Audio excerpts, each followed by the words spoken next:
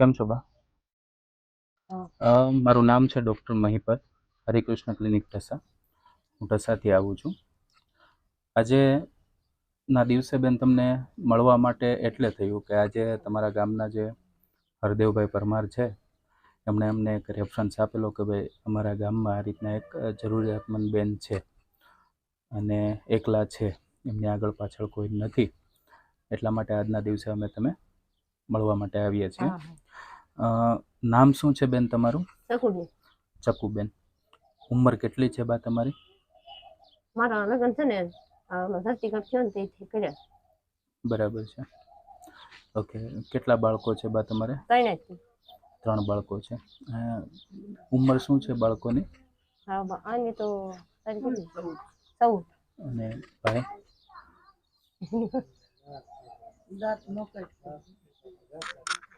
ઓલા બાળકની ઉંમર કેટલી છે, નાના બાળકની? કેટલી? 10 વર્ષ 8 વર્ષ. બરાબર છે. એકલા જ રહો છો બેન અત્યારે ઘરમાં? એકલા જ. દાડિયું કર્યું. દાડિયું કરો છો?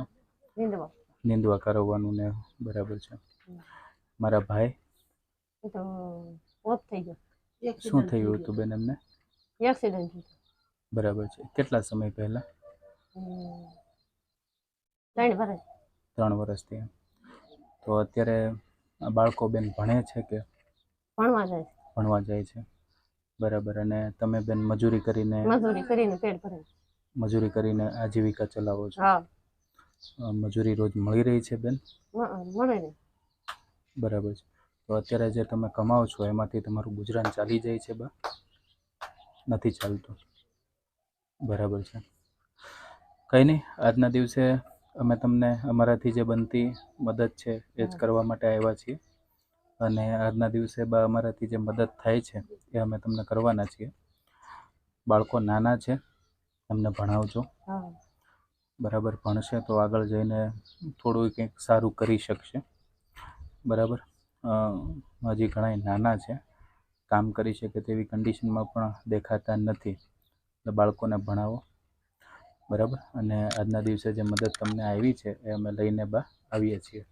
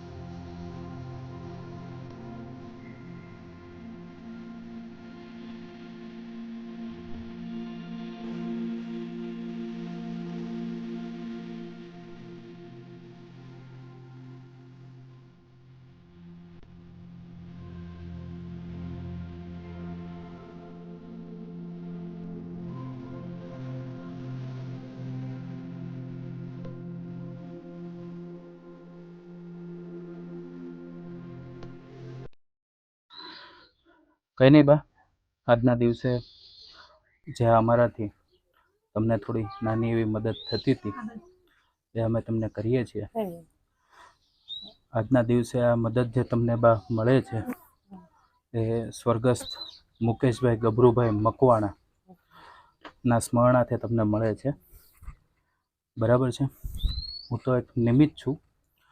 તમારી જેમ જે બા નિરાધાર લોકો હોય, જેમને આગળ પાછળ કોઈ ના હોય, એવા પરિવારોને અમે મદદ કરતા હોઈએ છીએ.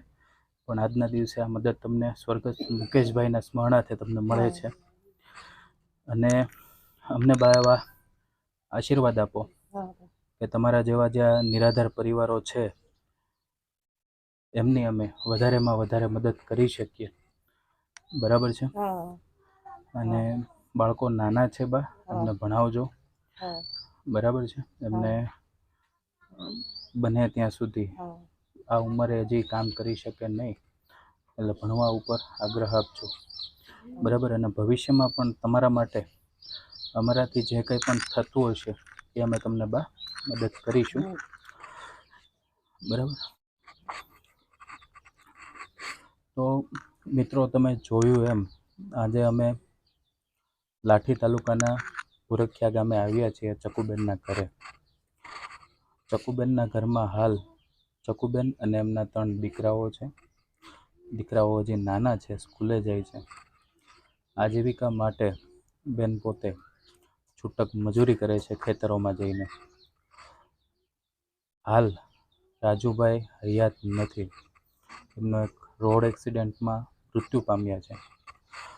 તો સોશિયલ મીડિયા વતી તમને એક નમ્ર વિનંતી કરું છું કે તમારી આજુબાજુના, તમારી આસપાસમાં કે તમારા પરિવારમાં જો કોઈ આવા વ્યક્તિઓ રહેતા હોય તો આગળ આવો મિત્રો, અને એમને થોડી આપણાથી જે નાની મોટી મદદ થતી હોય એ કરો. તો સોશિયલ મીડિયા થકી તમને એક નમ્ર અપીલ છે કે આવા પરિવારોને બને એટલી મદદ કરો, જેથી અમને આર્થિક પરિસ્થિતિમાં થોડો સુધારો આવે. ચાલો બા, હા આજના દિવસે અમે બા રજા લઈએ, હા બરાબર? હા અને અમને આશીર્વાદ આપો કે અમે આ સેવાનું કામ વધારેમાં વધારે કરી શકીએ. હા ભાઈ ચાલો. હમ.